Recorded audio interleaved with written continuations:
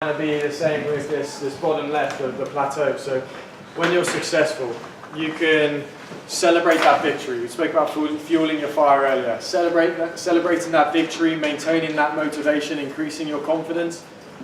But can it be the foundation for more? So we enjoy the victory, we enjoy achieving the goal. Can it be the foundation for more? Okay.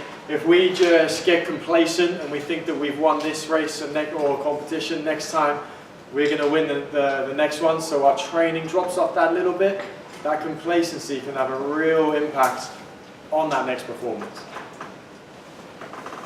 Maybe it's not the next one, but maybe it's a year down the line that the other team or the other individual that's been consciously working to build, okay, 1% better every day, has got significantly better.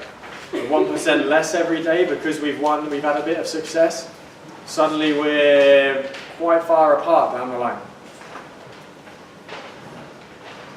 On the other side of things, with failure, so the top right can't really read it very well, but you either win or you learn.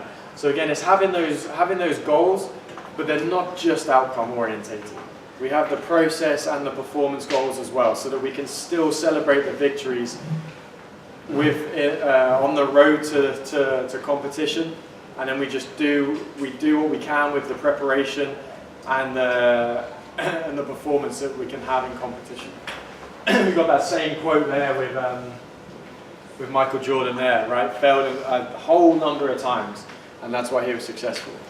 Whereas if we fail and we take it that was the worst thing in the world, and we're not going to get better, we catastrophize over it, then we're not going to be able to increase our performance, or maybe we'll exit the sport.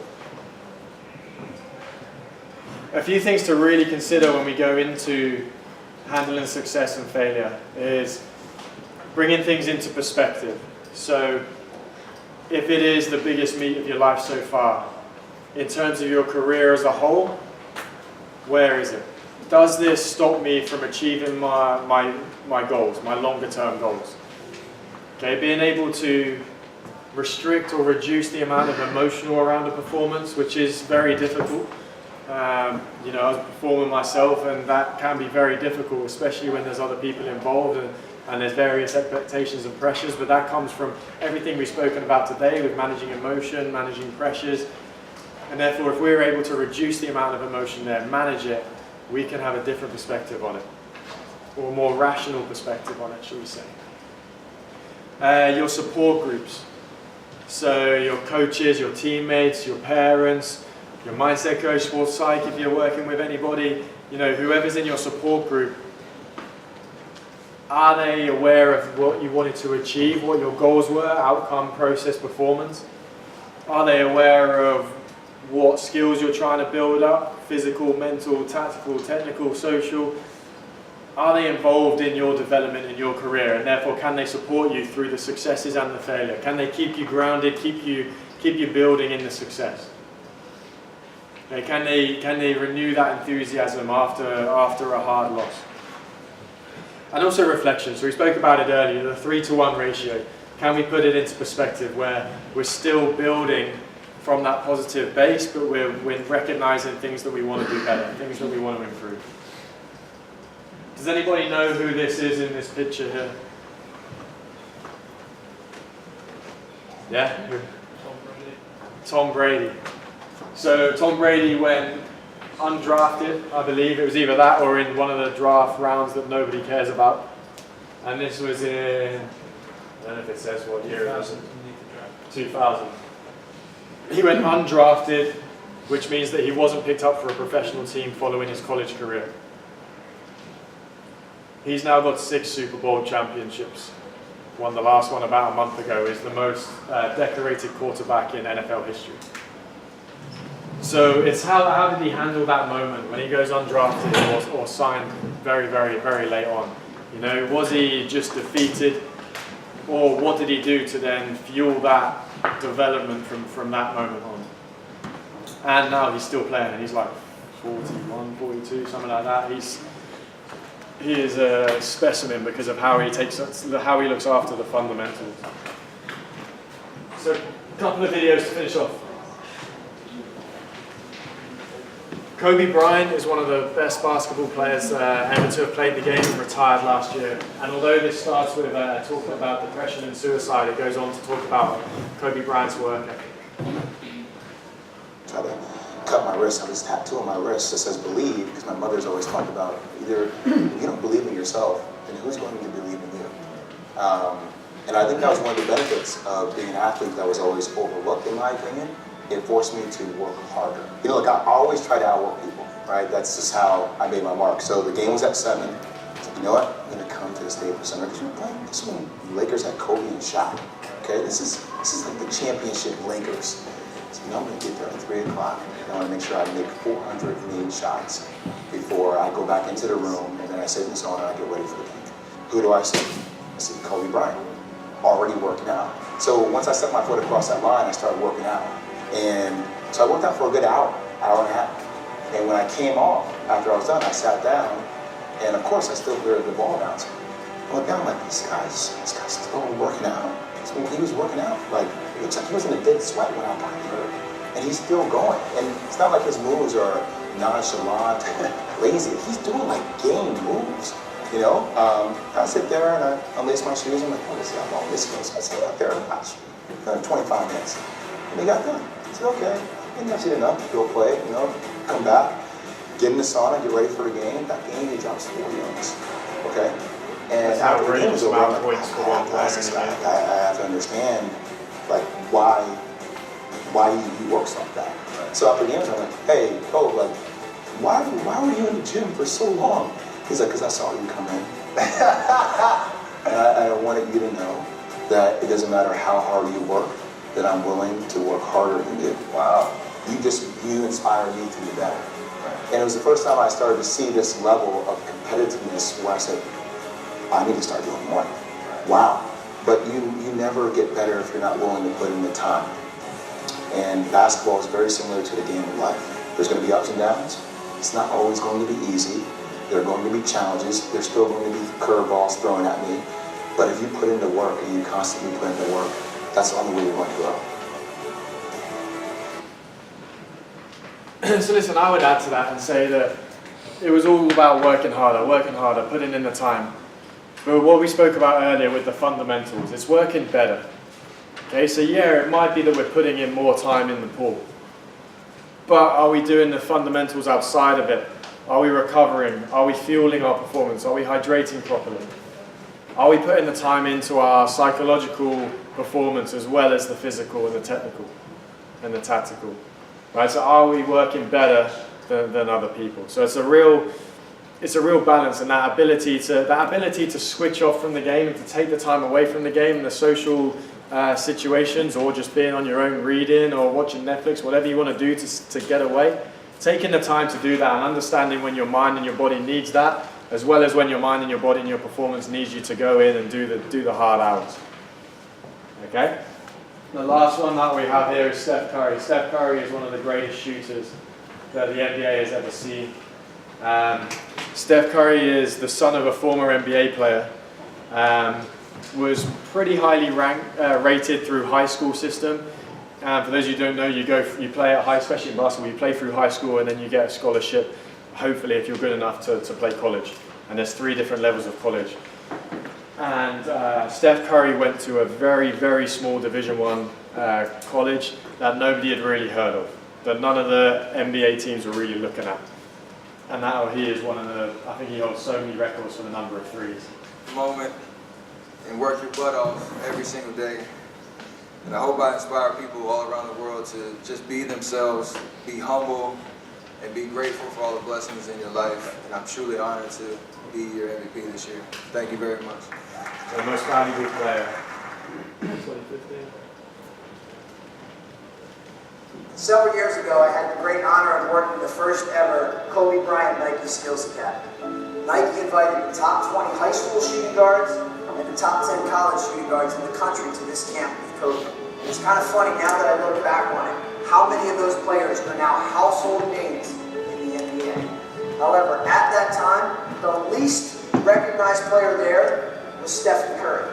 But I knew immediately that he was the most impressive, and that thinking long term, he was going to be a future NBA superstar. And here's how I knew that. It was all because of his work habits.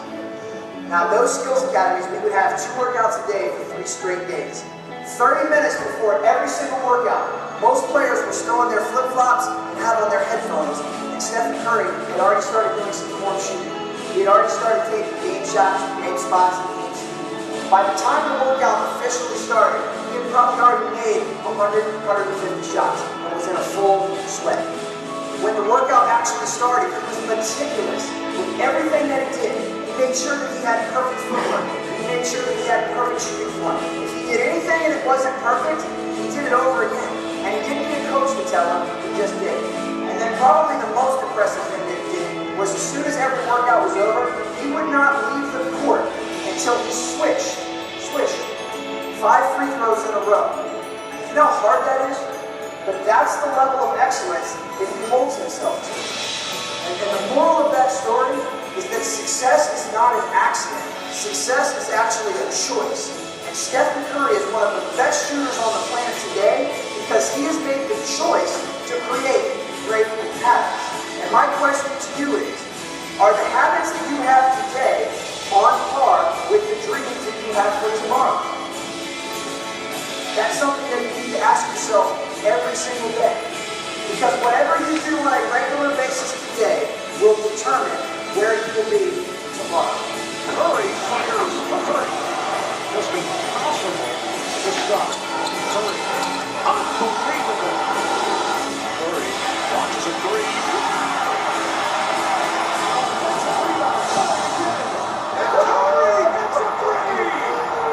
We've just never seen somebody who can take threes off the dribble at this kind of volume. You know, I've said it for years, he's a glitch. I mean, he just doesn't exist, and he makes you change everything you do on defense. Curry splits the defense behind the back. Fires a three. Three for three. He turned. He knows it. He turned and ran back before the ball ever got there. Curry gets hot. There's just nothing like it. I've been in 2 arenas now where it happened. I can't even describe it. I don't even know how to describe what I watched tonight. I have never seen a player with this skill set. He'll tee up the three for the record. He got it! All-time NBA record, 273 made three-point shots for the marksman, Stephen Curry. And the moral of that story is that success is not an accident. Success is actually a choice. And Stephen Curry is one of the best shooters on the planet today because he has made the choice to create great habits. And my question to you is, are the habits that you have today on par with the dreams that you have for tomorrow? Long rebound. Steph. No timeout with 6 and 5. Curry for the lead. Curry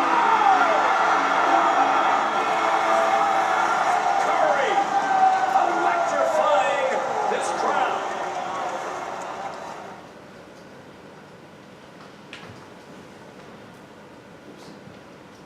So listen, we'll kind of leave you with this today. So again, this is where his preparation, you saw that shot, he knew when it left his fingers, he knew that was in. Right? And for those people that have never been through the processes of preparation, they may call that arrogance.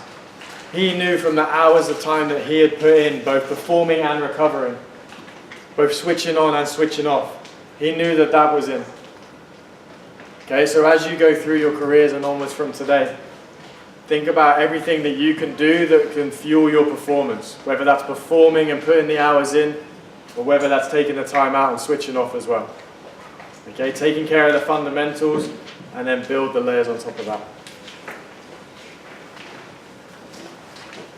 Any questions or comments on this module? Whoops. Cool, I'm going to hang around for a little bit here if you have any questions as we go through. Again, this is me and my website, so my website, my email address, that's my Twitter handle. Instagram is just at DSF Coaching. Feel free to send me a message or get in contact, and you know, whether it's just a quick question or whether it's to work together, we can talk about the different options. That's technically wrong, but I'm launching a podcast on Friday now, which is going to be really cool. I'm really excited about it, so look out for that as well. But yeah, keep in touch, and Especially as we mentioned right at the beginning. Look out for the support systems with mental health. Okay, and if you feel like you've got nobody to turn to, shoot me a message and let's chat. Okay, if you want to talk about psychological performance, shoot me a message and let's chat, let's sort some out. Okay, or you go through the people that are in the organisations that you're at. Okay? Brilliant. Thank you very much. Don't all just get up and try and shoot off now. This workbook, you need to make sure this is done now. So don't leave here with any blanks in these workbooks while you've got assessors, you've got Duncan now. Get all these workbooks, everything in them, completely done. Like I say, we'll be around. Before you do go, obviously, like I say, my lot, if any of you want a reminder of when your next review is, we'll put one in. If anyone else wants to know when the review is, anything like that, let me know. Come over and see me.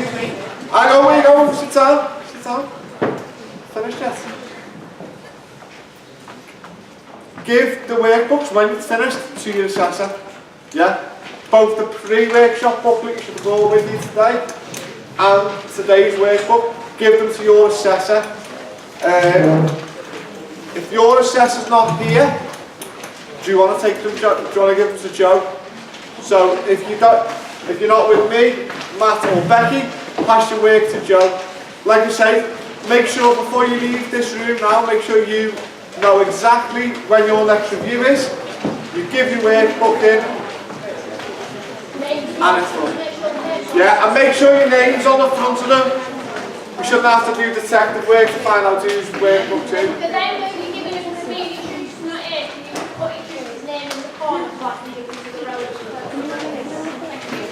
But first of all, we say thank you to Duncan as well for coming. So, thank you very much.